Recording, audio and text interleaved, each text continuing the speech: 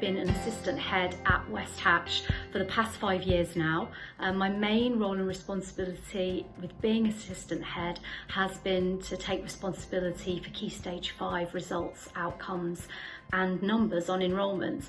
And the good news is that I've taken the school from an Alps blue through to an Alps red, and I've had lots of successes on the way.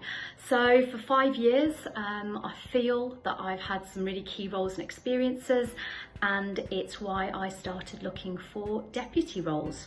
Approached it slowly, carefully and quite methodically, looking back. I think my first stage was actually reflecting on my own sort of role and the successes and the things I'd learnt within doing that, as well as looking at and considering my vision and my beliefs. Because I think moving up to the deputy role is about what you are kind of bringing in terms of vision and your beliefs around education, as much as what you have actually sort of done and achieved. So in reflecting on that, I then thought about the types of school that I would be interested in working, that again aligned with my vision, values and beliefs.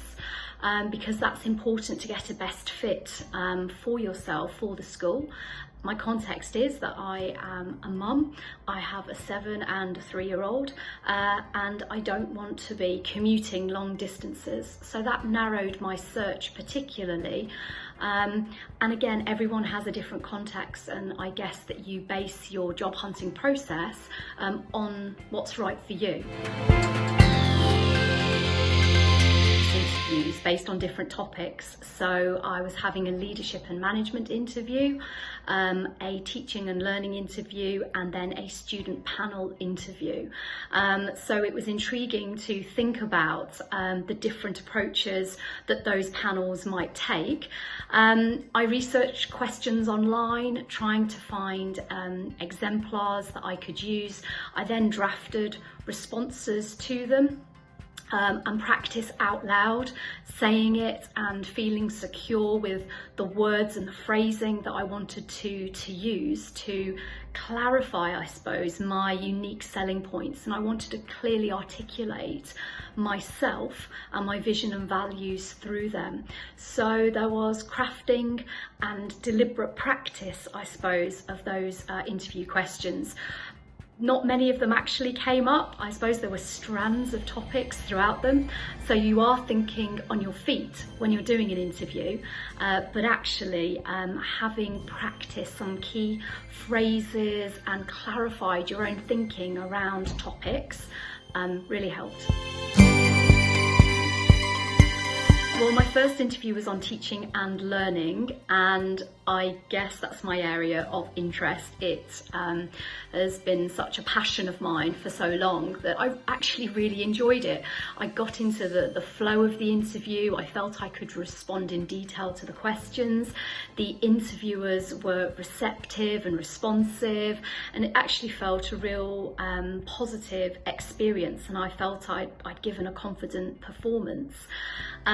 My last interview was leadership and management, and the head teacher was being deliberately provocative when asking me the questions, trying to unsettle me. There wasn't a lot of response from the interviewers, quite stony-faced, just sort of not even nodding, just really not giving a lot back as an interviewer.